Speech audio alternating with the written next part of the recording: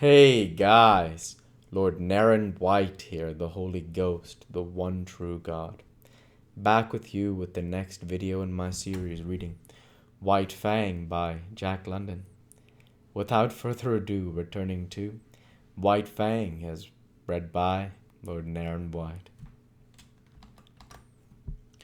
The god remained quiet, made no movement, and White Fang's snarl slowly dwindled to a growl that ebbed down in his throat and ceased. Then the god spoke. And at the first sound of his voice, the hair rose on White Fang's neck, and the growl rushed up in his throat. But the god made no hostile movement, and went on calmly talking. For a time, White Fang growled in unison with him, a correspondence of rhythm being established between growl and voice, but the god talked on interminably. He talked to White Fang, as White Fang had never been talked to before. He talked softly and soothingly, with a gentleness that somehow, somewhere, touched White Fang. In spite of himself and all the pricking warnings of his instinct, White Fang began to have confidence in this god. He had a feeling of security that was belied by all his experience with men. After a long time, the god got up and went into the cabin. White Fang scanned him apprehensively when he came out. He had neither whip nor club nor weapon, nor was his uninjured hand behind his back hiding something. He sat down as before, in the same spot, several feet away. He held out a small piece of meat. White Fang pricked his ears and investigated suspiciously, managing to look at the same time both at the meat and the god, alert for any overt act, his body tense and ready to spring away at the first sign of hostility. Still the punishment delayed. The god merely held near to his nose a piece of meat, and about the meat there seemed nothing wrong. Still White Fang suspected, and though the meat was proffered to him with short inviting thrusts of the hand, he refused to touch it. The gods were all wise, and there was no telling what masterful treachery lurked behind that apparently harmless piece of meat. In past experience, especially in dealing with squaws, meat and punishment had often been disastrously related. In the end, the god tossed the meat on the snow at White Fang's feet. He smelled the meat carefully, but he did not look at it.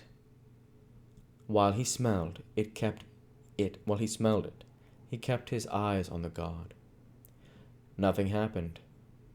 He took the meat into his mouth and swallowed it. Still nothing happened. The god was actually offering him another piece of meat. Again he refused to take it from the hand, and again it was tossed to him. This was repeated a number of times, but there came a time when the god refused to toss it. He kept it in his hand and steadfastly preferred it. The meat was good meat, and White Fang was hungry. Bit by bit, infinitely cautious, he approached the hand. At last, the time came that he decided to eat the meat from the hand. He never took his eyes from the god, thrusting his head forward with ears flattened back and hair involuntarily rising and cresting on his neck. Also, a low growl rumbled in his throat, as warning that he was not to be trifled with. He ate the meat and nothing happened. Piece by piece he ate all the meat and nothing happened. Still the punishment delayed. He licked his chops and waited.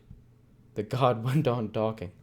In his voice was kindness, something of which White Fang had no experience whatsoever, and within him it aroused feelings which he had likewise never experienced before.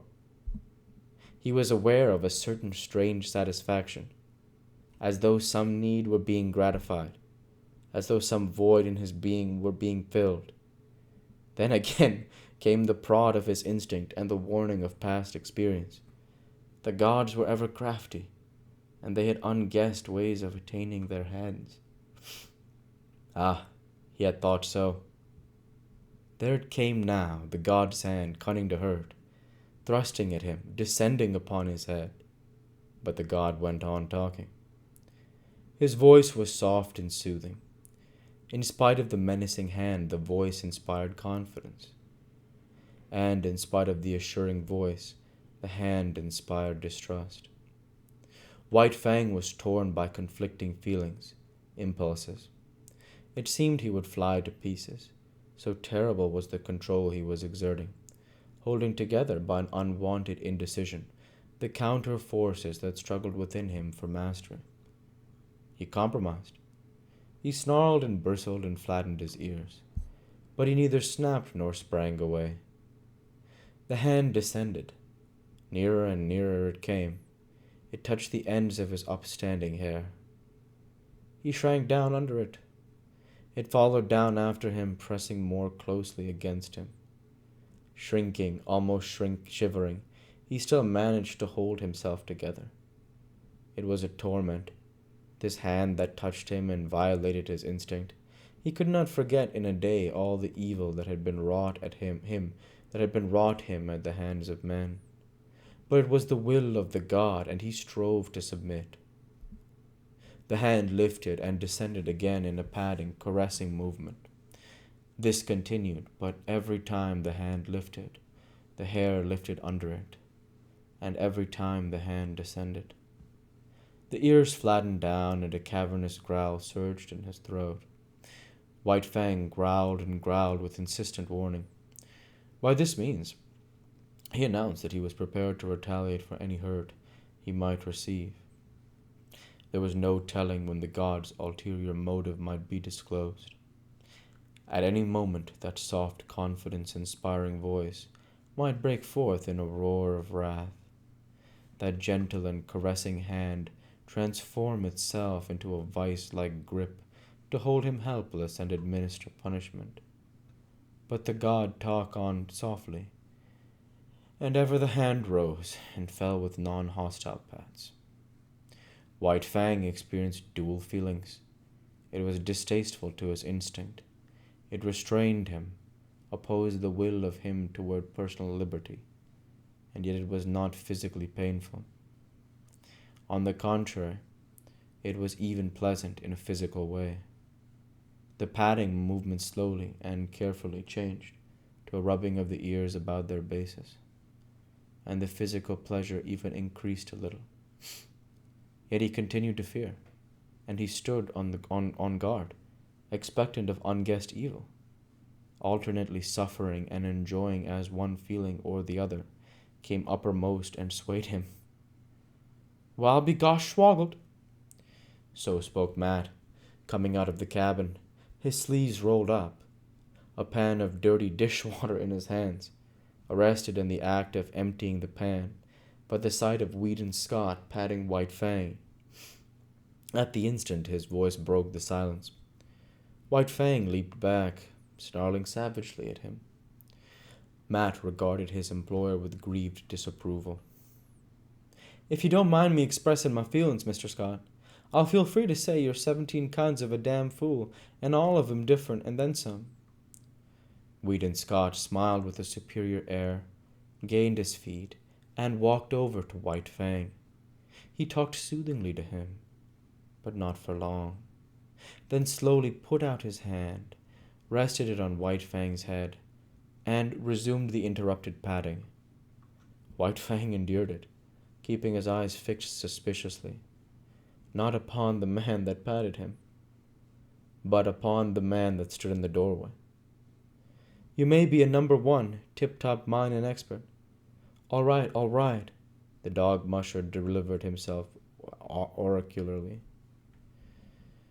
But you missed the chance of your life when you was a boy and didn't run off and join a circus."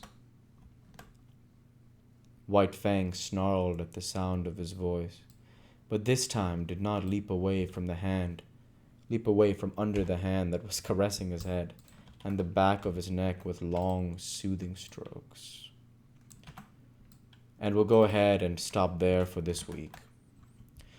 As usual, I want to say thank you for watching, and I hope you enjoyed. Please like, comment, and subscribe, as it greatly helps the channel. Light be with you all. Take care, and thanks again.